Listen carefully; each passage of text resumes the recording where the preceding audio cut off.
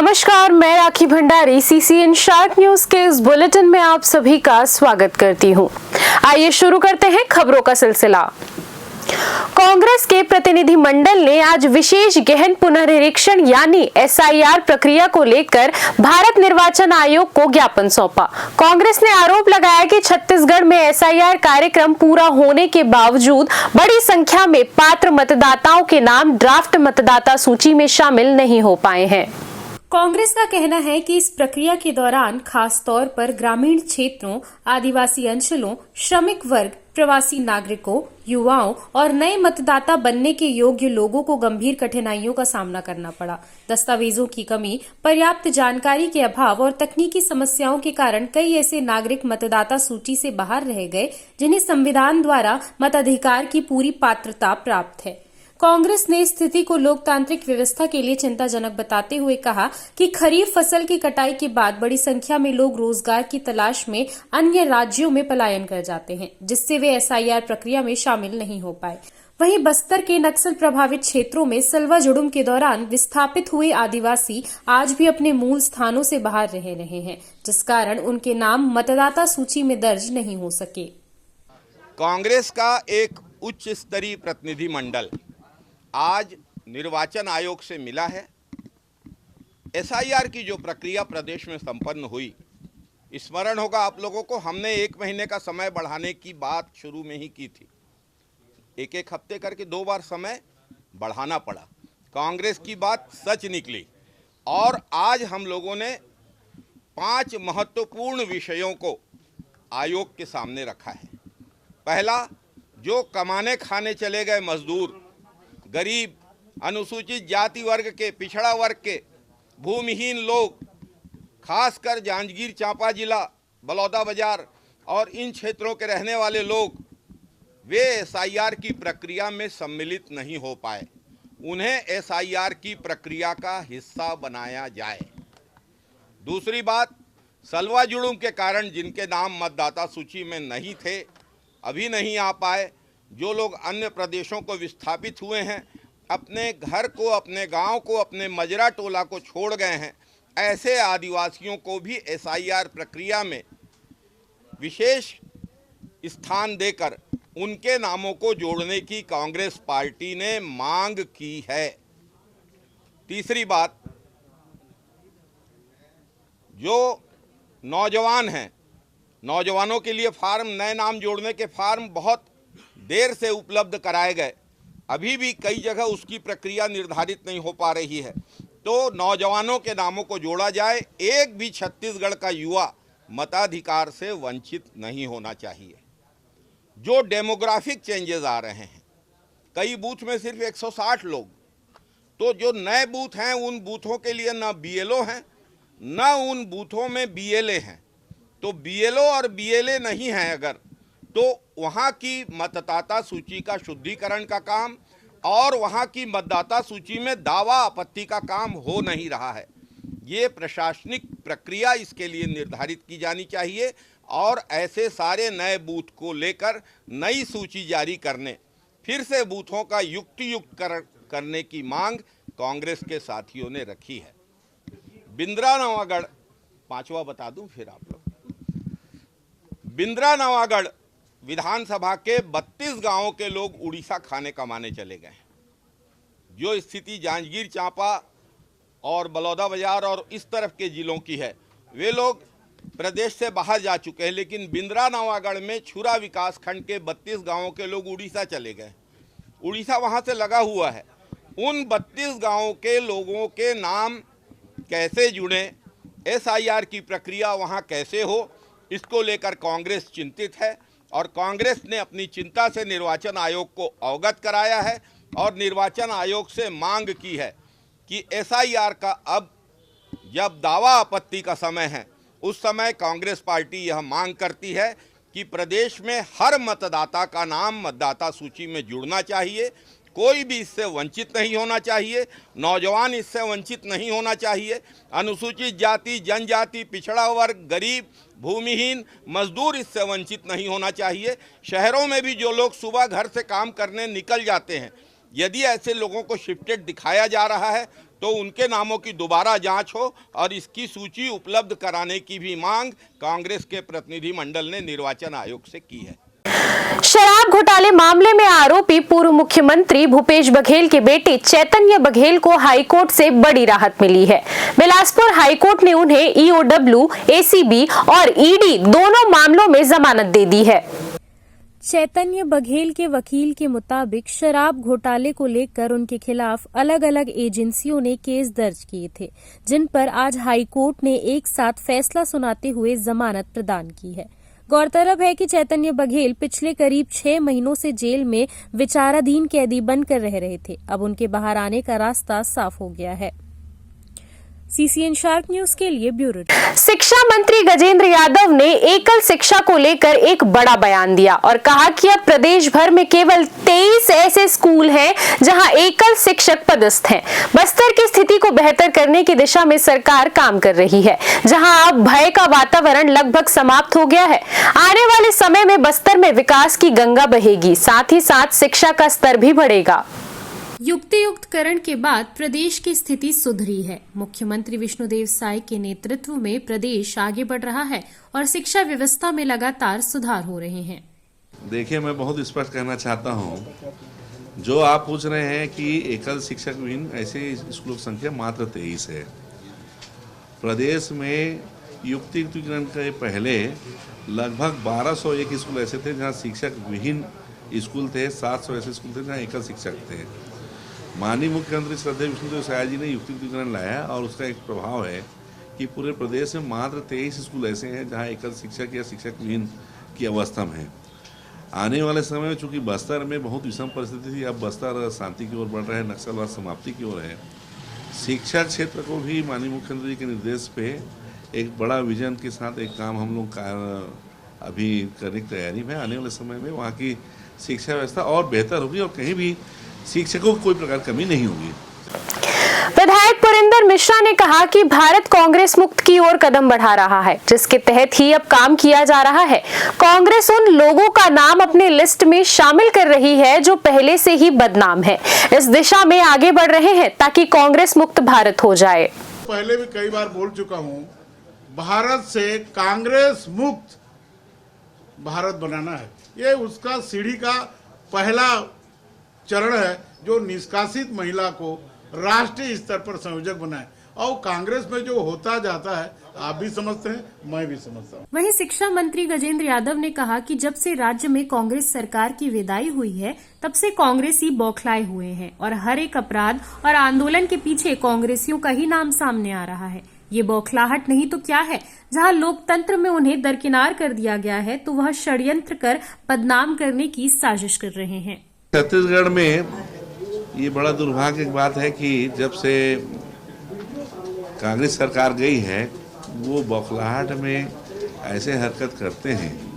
छोटे छोटे जन आंदोलन या बड़े रूप में भी जन आंदोलन, कांग्रेस छत्तीसगढ़ के जो प्रवृत्ति है इसके विपरीत काम कर रही है। वो जन आंदोलन को उग्र रूप में कहीं न कहीं आप देखेंगे, कहीं भी बड़ा ऐसा आंदोलन हुआ है, वो आंदोलन जब उग्र रूप लेता है तो वो उसके पीछे कहीं न कहीं कांग्रेस समर्थित लोग ही उसमें इन्वॉल्व रहते हैं।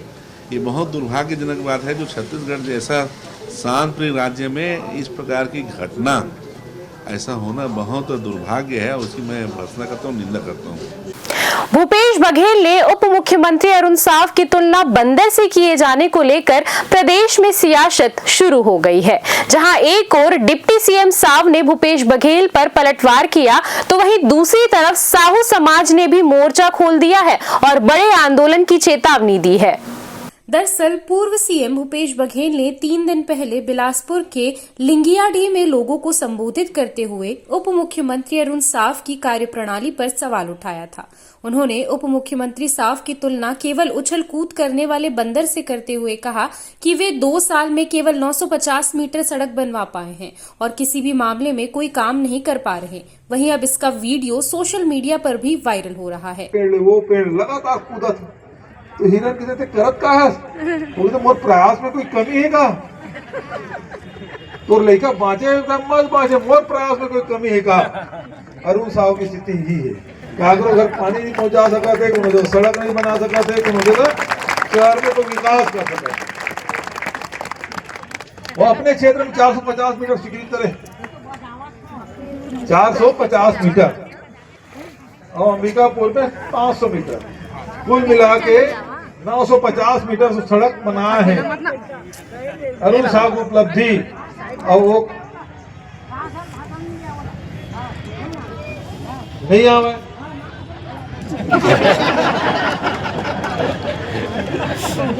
और तो भैया ऐसे ये भाजपा वाला मन है तुम्हारे से बदला भी पैक लेते, तुम्हें जिताया का बोला ओकरे बदला तुम्हारे से ले थे, है ना?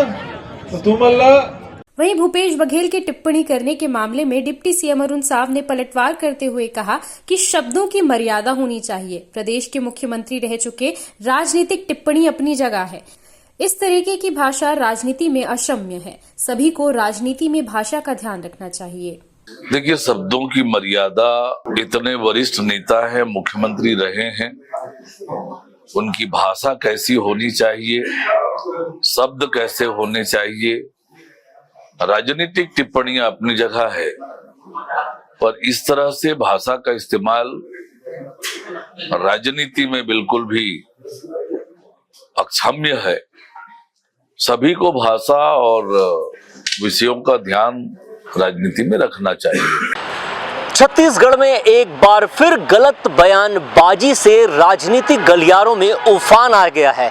बयानबाजी पूर्व मुख्यमंत्री भूपेश बघेल द्वारा की गई है, जो उप मुख्यमंत्री अरुण साव के खिलाफ सामने आया है। उन्होंने बातों बातों में ही उप मुख्यमंत्री अरुण साव को बंदर की तरह काम करने वाला बताया है, जिसके बाद राजनीतिक तापमान जोरों पर है। इसे लेकर अब साहू समाज भी आंदोलन की चेतावनी पूर्व मुख्यमंत्री भूपेश बघेल के खिलाफ करने का ऐलान किया है। उन्होंने साफ तौर पे कहा है कि सार्वजनिक रूप से पूर्व मुख्यमंत्री भूपेश बघेल को इस बयान के लिए माफी मांगना होगा, नहीं तो एक बड़ा आंदोलन साहू समाज द्वारा किया जाएगा। वहीं उप मुख्यमंत्री ने इस बयान को लेकर कहा है कि मर्यादित शब्दों का प्रयोग पूर्व मुख्यमंत्री को करना चाहिए। बहरहाल ये वक्त बताएगा कि कौन किस बयान को लेकर माफी मांगता है या नहीं। अपने सहयोगी विशाल के साथ राजू दीवान, सीसीएन शार्क न्यूज। रायगढ़ जिले के तमनार ब्लॉक में कोल खदान के विरोध में हुए उग्र प्रदर्शन ने उस वक्त गंभीर मोड़ ले लिया जब प्रदर्शनकारियों ने ड्यूटी पर तैनात लेडी कांस्टेबल के साथ अभद्रता की। उग्र आंदोलन ने आरक्षक की वर्दी फाड़कर उसे खेतों में घसीटा, झाड़ू और चप्पल दिखाकर डराया गया। इस दौरान महिला आरक्षक अपनी आबरू बचाने के लिए रोती बिलखती और गिड़गिड़ाती नजर आई।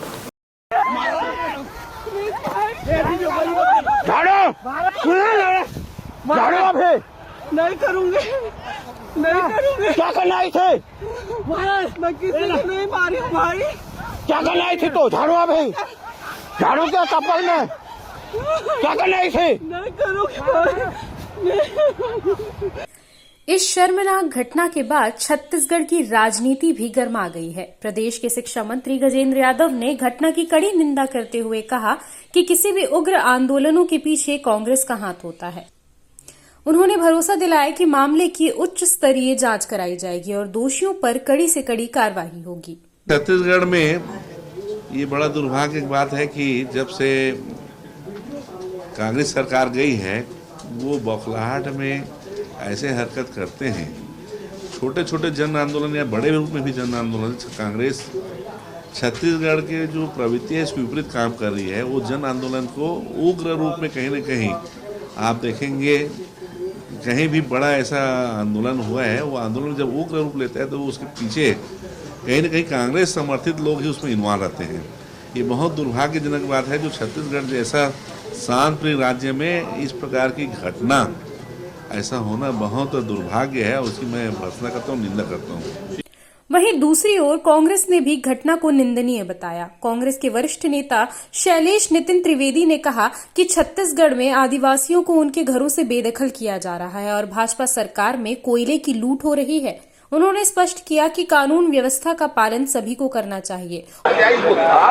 छत्तीसगढ़ में जिस तरीके से कोयले की लूट हो रही है, आदिवासियों को उसके जल जंगल जमीन से बेदखल किया जा रहा है, जिस तरीके से प्रशासन द्वारा बल प्रयोग किया जा रहा है, स्वाभाविक रूप से उसकी तीखी प्रतिक्रिया हो रही है। इसके बावजूद लेकिन यदि कोई कानून हाथ में लेता है तो वो गलत है। सबको सीमा में, मर्यादा में रहकर कानून और व्यवस्था का पालन करना चाहिए। उसके अनुरूप विरोध प्रदर्शन होना चाहिए। छत्तीसगढ़ में इसाफ माइक्रो फाइनेंस संस्थानों की कार्यप्रणाली पर गंभीर सवाल खड़े हो गए हैं। इसाफ कोऑपरेटिव, इसाफ बैंक और अन्य माइक्रो फाइनेंस संस्थाओं पर अवैध लोन वितरण और जबरन वसूली के आरोप लगे हैं। जांजगीर चांपा जिले के ग्राम कटौद निवासी उपेंद्र नाथ चंद्रा ने मुख्यमंत्री, प्रधानमंत्री, आरबीआई, हाईकोर्ट और सुप्रीम कोर्ट को शिकायत भेजकर पूरे मामले की जांच की मांग की है। शिकायत में आरोप लगाया गया कि माइक्रो फाइनेंस संस्थान आरबीआई के नियमों का उल्लंघन कर गरीब और जरूरतमंद लोगों को उनकी आय से अधिक लोन बांट रहे हैं। लोन चुकाने में देरी होने पर किश्तों की अवैध वसूली, मानसिक प्रताड़ना और सामाजिक अपमान झेलना पड़ रहा है।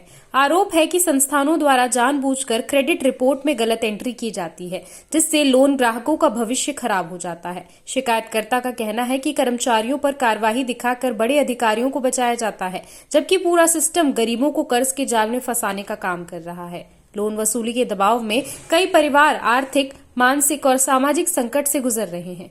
मामले में दोषियों पर सख्त कार्रवाई और माइक्रो फाइनेंस संस्थानों की गहन जांच की मांग की गई है। साथ ही साथ सरकार से आर्थिक सहायता और पुलिस सुरक्षा की मांग भी शिकायतकर्ता ने की है। मेरा नाम उपेंद्र नाथ चंद्रा है। मैं ग्राम कटौद, थाना डबरा, जिला शक्ति का निवासी हूँ। मैं ESAF multi state cooperative society limited में काम करता था, ब्रांच मैनेजर के पद पर कार्य करता था। वहाँ पर महिला समूह को लोन बांटने का और उनको वसूली करने का काम होता था। वहाँ पर जो महिलाएं किस्त अपना नहीं जमा कर पाती थी, उन महिलाओं का भी किस्त ज़बरदस्ती डलवा देते थे, क्योंकि इसाफ कंपनी में जिसके साथ है वो टाई अप है, वो इसाफ बैंक है। इसाफ बैंक को IPO लाने के लिए उनके पास बहुत सारा NPA था, तो वो नहीं आ रहा था। तो इस कारण उन्होंने सैकड़ों करोड़ की संख्या में सभी ब्रांचों में फ्रॉड कराया। चूँकि मैं बहुत सारे कंपनियों का एक्सपीरियंस था, इसीलिए मैंने किसी कस्टमर का पैसा जो नहीं आया था, और जब मेरे सुपरवाइज़र जो आते थे, उनके आने से पहले जो पैसा शॉर्ट था, जो कंपनी के सॉफ्टवेयर में एंट्री करा दिए थे, वो पैसा मैं अपने पत्नी का गिरवी रख के सोना, मेरा जो पर्सनल पैसा था, अपने दोस्तों से लेके 7 लाख रुपए जमा किया।